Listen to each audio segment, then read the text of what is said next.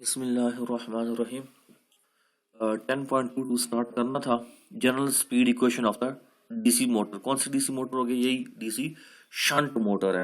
ठीक हो गया। बहुत कॉमनली इस्तेमाल होती है, इसकी बहुत ज़्यादा एप्लीकेशन है। इसके अलावा हमारे पास सीरीज मोटर भी होती है, जिसमें जो है जिसमें जो है आर्मेचर के साथ आगे फील्ड वाइंडिंग सीरीज में होती है। फिर एक कंपाउंड मोटर भी होती है हमारे पास डीसी, उसमें सीरीज की और शंट की दोनों की कैरेक्टरिस्टिक्स कंबाइन होती हैं। ठीक हो गया। लेकिन ज़्यादातर हमारे पास डीसी शंट मोटर इस्तेमाल होता है। लैब के अंदर कंपाउंड के भी एक्सपेरिमेंट्स हैं, सीरीज के भी हैं। स्टार्टिंग टॉर्क सीरीज की हार्ड होगी, क्योंकि करंट में सीरीज में सेम होता है, पैरेलल में करंट डिस्ट्रीब्यूट होता है, इस वजह से स्टार्टिंग टॉर्क कम हो जाती है उस मोटर की, लेकिन सीरीज में ज़्यादा हो जाती है। तो हर जगह सीरीज मोटर अप्लाई नहीं होती। जो खास एप्लीकेशन के लिए डीसी इस्तेमाल होती है, खास एप्लीकेशन के लिए कंपाउंड, और खास स्पेसिफिक एप्लीकेशन जो लार्ज होती हैं उसके लिए डीसी शंट मोटर हमारे पास इस्तेमाल होती है। अब this is a general equation आप देख रहे हैं, n is equal to E A divide by 5p kg। ये हमारे पास जो है वो कॉमन इक्वेशन है। हम स्टार्ट से इसको पढ़ रहे हैं कि this is the most common equation of the speed equation of the DC motor. तो ई ए की वैल्यू क्या है? पीछे डीसी शंट मोटर के सर्किट पे जाए तो E A is equal to according to KVL VT minus I A R A T. Total armature circuit है। अच्छा, इसमें आईपी भी है, इसमें सी डब्ल्यू भी है। इंटरपोल के भी रेजिस्टेंस और compoles, inter C W compensating winding और interpole divide by 5p kg।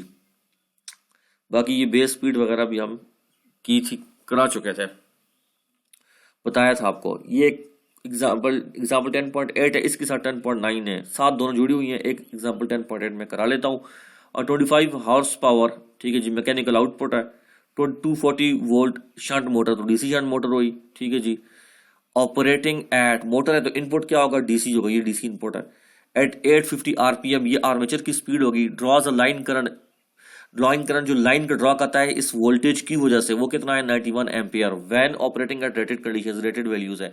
सबसे पहले क्या बना देंगे? सर्किट बना देंगे। सबसे पहले सर्किट बनाएंगे और सर्किट के बाद जो है वो एनालिसिस स्टार्ट करनी है। A 2.14 ohm resistor is inserted in series with the armature causes.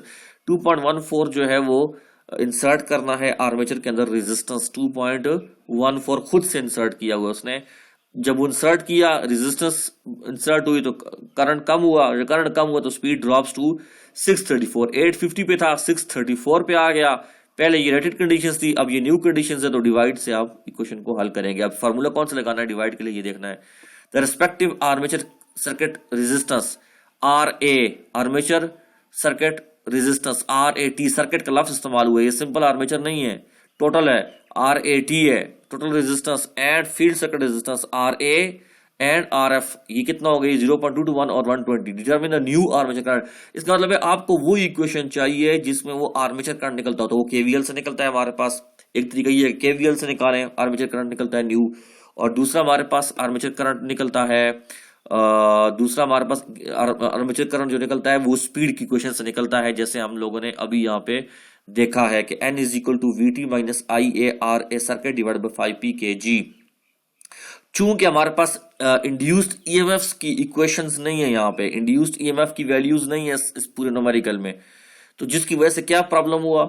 ई ए लग नहीं सकता डायरेक्टली। जब ई ए डायरेक्टली नहीं लग सकता तो स्पीड्स गिवन है और स्पीड से आर्मेचर करंट नया मांग रहा है, तो इसका मतलब यह है कि स्पीड की क्वेश्चन लगेगी, ई ए की डायरेक्टली नहीं लग सकती। इस वजह से आपने N1 is equal to V T minus I A one R A circuit, और न्यू कंडीशन में 2.14 इंसर्ट किया हुआ, तो N2 is equal to V T minus I A two R A circuit plus क्या हो जाएगा? जो न्यू इंसर्ट किया हुआ आर एक्स कर दिया उसको। ठीक है जी। आई ए टू नहीं पता, बाकी सारी वैल्यूज में पुट कर लेंगे और हमने निकाल लेंगे आई ए टू 32.05 एम्पियर है। ठीक है।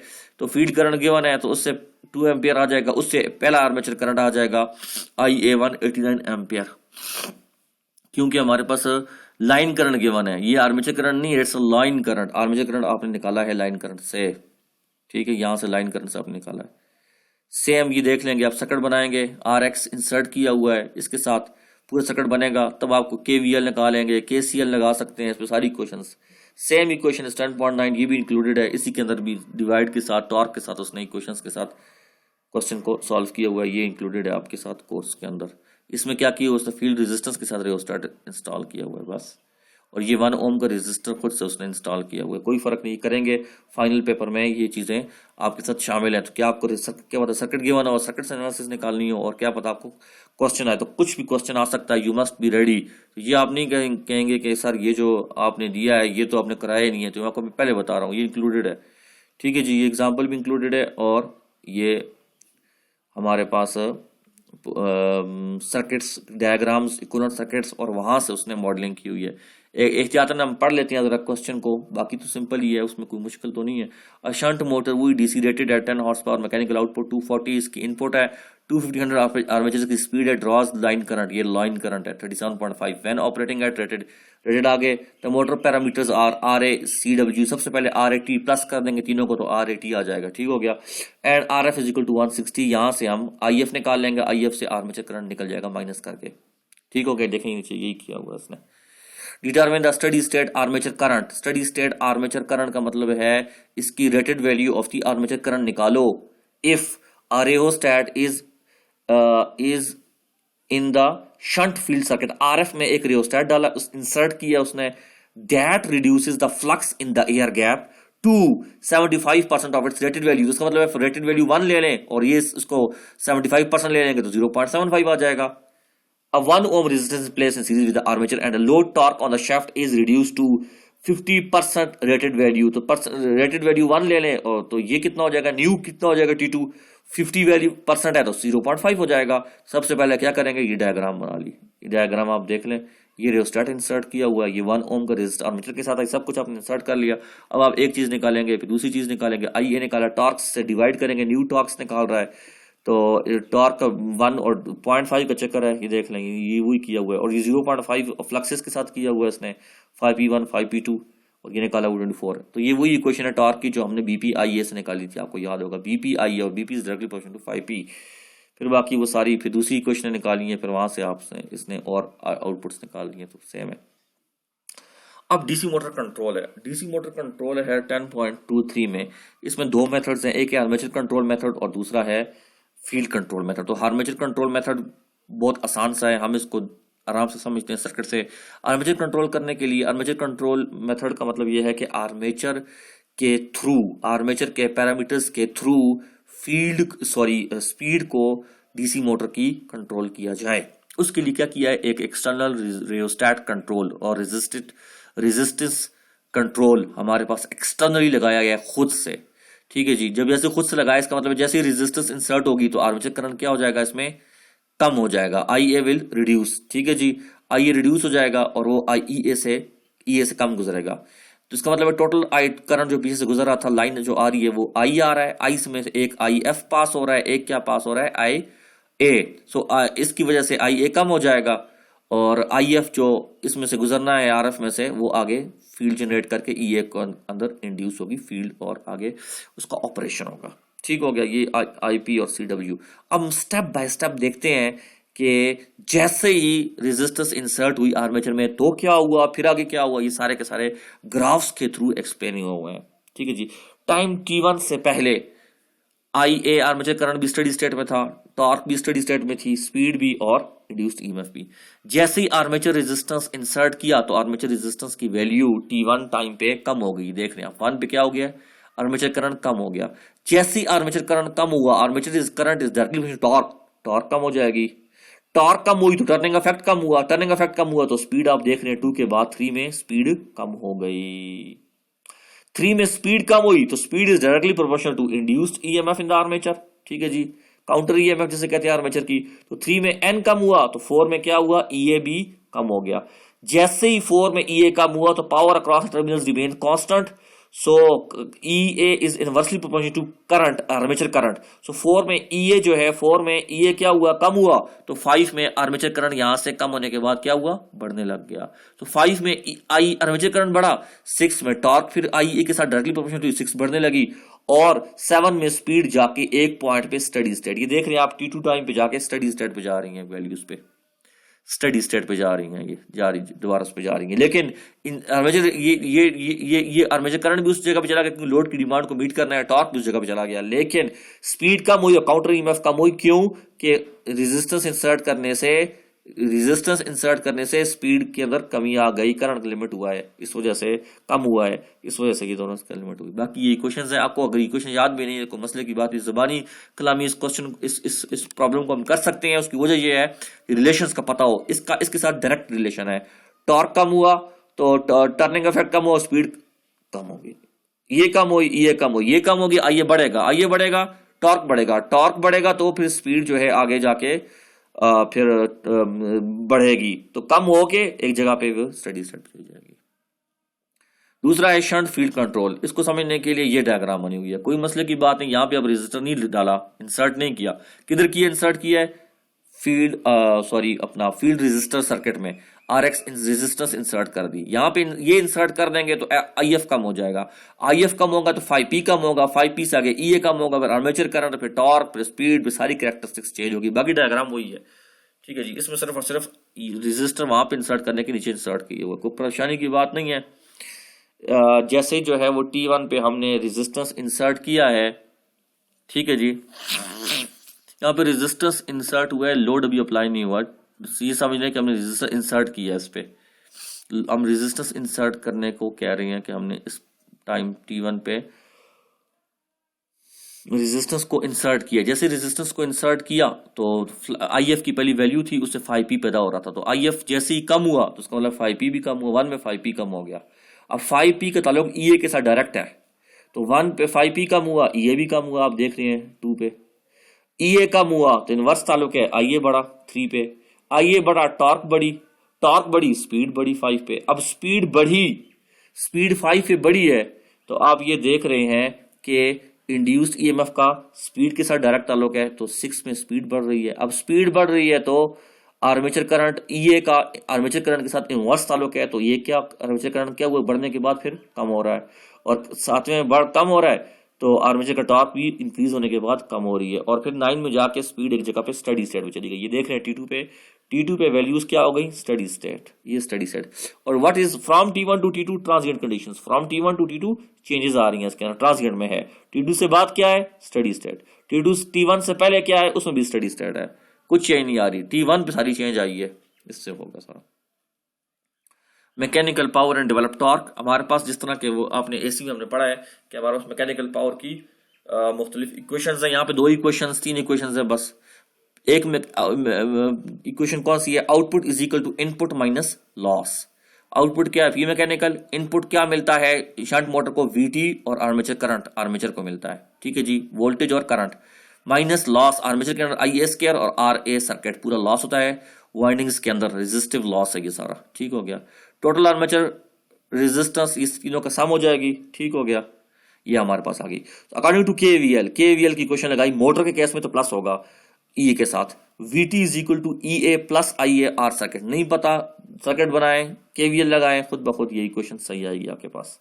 इसको मल्टीप्लाई करें इस पूरी इक्वेशन को IA के साथ, तो VT IA ये हो जाएगा, EA IA बन जाएगा, IA स्क्वायर RA सर्किट बन गया, ठीक है। और ये जो EA IA what is this, this is also a mechanical power electrical in terms of electrical, तो डिवाइडेड बाय 746 करेंगे तो मैकेनिकल में आ जाएगा। EA IA is electrical mechanical power in terms of electrical parameters, divided by 746 करेंगे तो mechanical में आ जाएगा। ये सारा वही DC शंट मोटर है, ये आप देख रहे हैं, ये डिवाइडेड बाय 746 किया है तो मैकेनिकल में आ जाएगा। आपके पास एक और इक्वेशन जो मैंने कहा था बहुत मशहूर है, पूरे बुक में वही चलती है, P mechanical TDN divided by 5252, इसको और इसको दोनों को कंपेयर किया, डेवलप टॉर्क हमारे पास 7.04, EA IA divided by N, ये वो इक्वेशन थोड़ी सी रिलेट करती है AC के साथ, लेकिन शर्त यहाँ पे फर्क ये है, ये EA आया हुआ है, जैसे काउंटर EMF आया हुआ है, बस ये इक्वेशन भी आपको ज़बानी पता हो। और ब्रेक पावर किधर है, सॉरी ब्रेक पावर नहीं बल्कि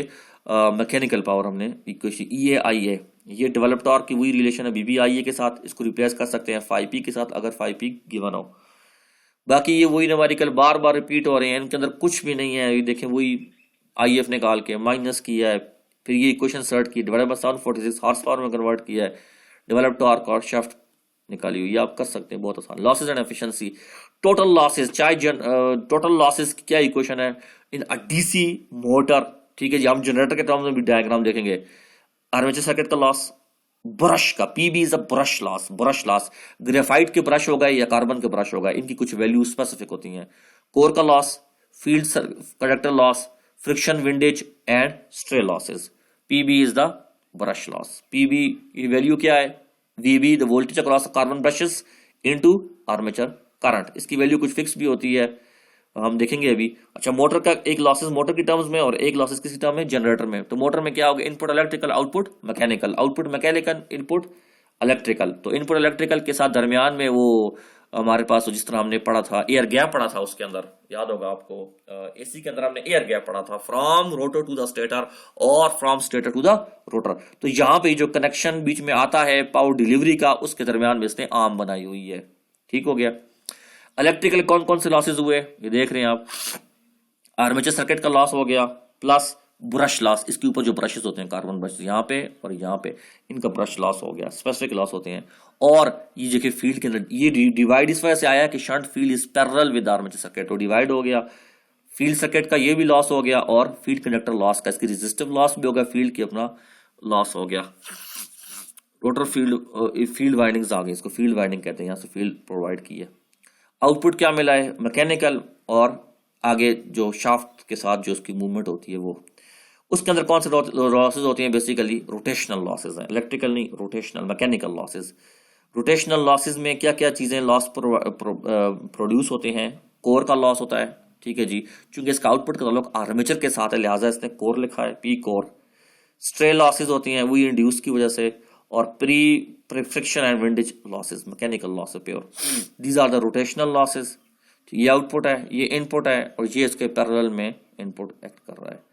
ये मोटर की डायग्राम है। जनरेटर की डायग्राम देखेंगे तो separately excited DC shunt generator है हमारे पास, ये देख रहे हैं आप पूरा बना हुआ है। तो ये आउटपुट में इलेक्ट्रिकल आएगा, इनपुट क्या प्रोवाइड की है, इनपुट को सेपरेटली एक्साइट किया है, क्योंकि ये सेपरेटली एक्साइटेड है, ये आप देख रहे हैं, ये अलग, इसमें से कोई कनेक्शन नहीं है, अलग पी फील्ड भी अलग है और P friction field connector loss भी। बाकी वो रोटेशनल लॉसेज, चूंकि मोटर से जनरेटर में डायरेक्शन ऑफ पावर रिवर्स है, तो रोटेशनल इधर थे आउटपुट की तरफ थे, यहाँ पे रोटेशनल इनपुट की तरफ आ जाएंगे, आउटपुट में दोबारा रिवर्स चला जाएगा, ये आर्मेचर सर्किट आ जाएगा और ब्रश आ जाएगा, बाकी चीजें वही रहेंगी।